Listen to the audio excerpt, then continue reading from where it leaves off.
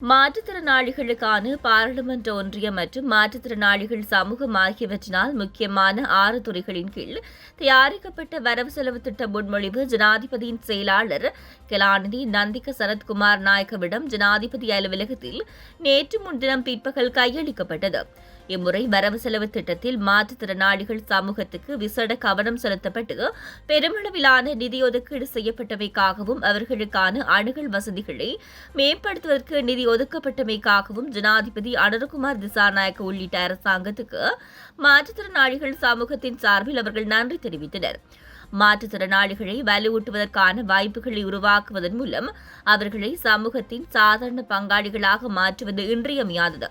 அதற்காக ஒன்றாக பிடி தளராத தேசிய கொள்கை வரைவு தயாரிக்கப்பட்டுள்ளதுடன் வரவு செலவு திட்ட முன்மொழிவுகளும் அதற்கேற்பவே அமைக்கப்பட்டுள்ளதாக மாற்றுத்திறனாளிகளுக்கான பாராளுமன்ற ஒன்றியத்தின் தலைவர் பாராளுமன்ற உறுப்பினர் சுகத் பசந்தடி சில்வா இதன்போது தெரிவித்தார். அத்துடன் சுற்றுலாத்துறையில் மாற்றுத்திறனாளிகளின் பங்களிப்பை அதிகரிப்பது மற்றும் அவர்களுக்கான அணுகல் வசதிகளை மேம்படுத்துவது குறித்தும் இங்கு விரிவாக கலந்துரையாடப்பட்டது.